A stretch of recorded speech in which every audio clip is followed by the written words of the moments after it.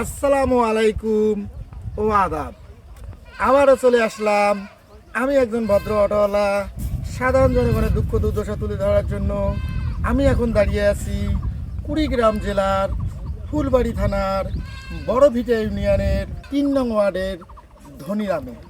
আপনারা দেখতেছেন আমাদের রাস্তার অবস্থা বেহাল, সাধারণ জনগণের অবস্থা বেহাল।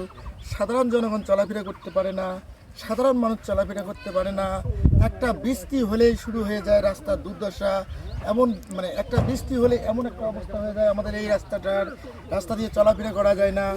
এ দেখেন বৃষ্টির কারণে এই যেগুলো দেখা যায় এগুলো ওই কাদো কিন্তু টেনে টেনে নিয়ে তারপরে রেখে দিয়েছে সাইডে। এই হলো আমাদের এলাকার অবস্থা। আমি একজন মুরব্বীকে দেখতে পাচ্ছি, মুরব্বীকে একটু জিজ্ঞেস করবো। চাচা, ঝড়ি হলে এই রাস্তার অবস্থা কি হয়?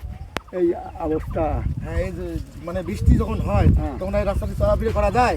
খুব খারাপ হয়, খুব খারাপ হয়। ওই যে দিয়া একটু ভালো হয়েছে, তাই হাই ফাঁকান করি দিয়েছে এমন করিয়া এলাকা আমার রাস্তা করে না এলাকা।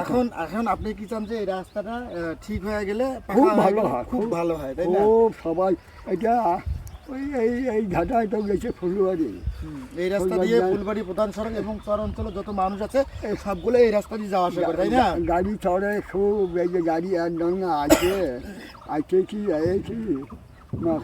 চলতে থাকে। আমরা তো যতদূর জানি যে এখানে একটা প্রতিষ্ঠানও আছে, তারপরে স্কুল একটা দিতে হয়। এখানে তো একটা প্রতিষ্ঠানও আছে, তাই না? হ্যাঁ। এই প্রতিষ্ঠানে বাচ্চারা এই দিক দিয়ে এই রাস্তা দিয়ে প্রতিষ্ঠানে যায়, তাই না?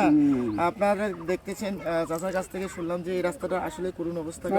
একটা বৃষ্টির কারণে, একটা বৃষ্টি হলে এই রাস্তাটা এমন একটা দুর্দশা হয়ে যায়, মানুষ চলাফেরা করতে পারে না এবং বাচ্চারা বড় বান হলে এই আস্তে আস্তে পানি হয়। আপনারা দেখতেছেন চাচা বললো যে বড় বন্যা টন্যা হয়ে গেলে আবার রাস্তার এত পানি মিথ্যা কথা না। হয়। দেখাই দিল যে এই পর্যন্ত পানি হয়, তাহলে আমাদের গ্রাম অঞ্চলের অবস্থা কি?